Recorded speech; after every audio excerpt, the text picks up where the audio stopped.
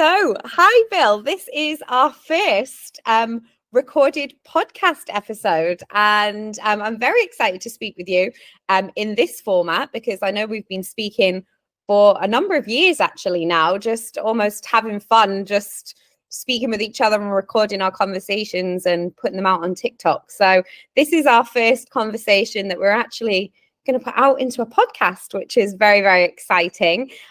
So, I guess before we dive in, for those that don't know you, tell us a little bit about yourself and before we dive into our topic for today. Okay. I am a media researcher by trade, and my secret identity is as a philosopher and a writer. And I work on a lot of different things at the same time, not exactly multitasking, but rather cramming one task in after the other and using single pointed attention on one thing at a time. Mm-hmm. Mm-hmm.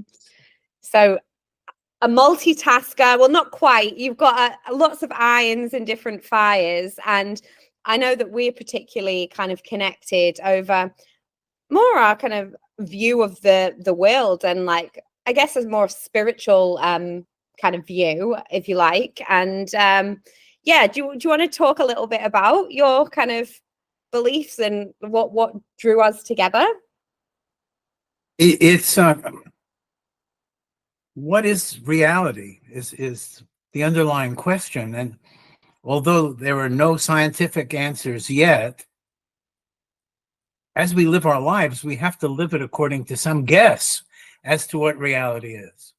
Even if we're not aware of it, we're making an implicit guess by our actions. It either reflects, the prevailing worldview currently is that the universe is an accident, and it's predominantly matter and energy. And matter matters a lot to people who have that worldview, because if it's all accidental, first of all, it's kind of depressing. And in order to, whether we admit it or not, whether this is subconscious or conscious, if we do have that accidental worldview where there's really no purpose or meaning, then we're looking for distractions, diversions, things to entertain us, keep our minds off the fact that we're in a black hole of purposelessness, meaninglessness. It's not a healthy worldview, in other words.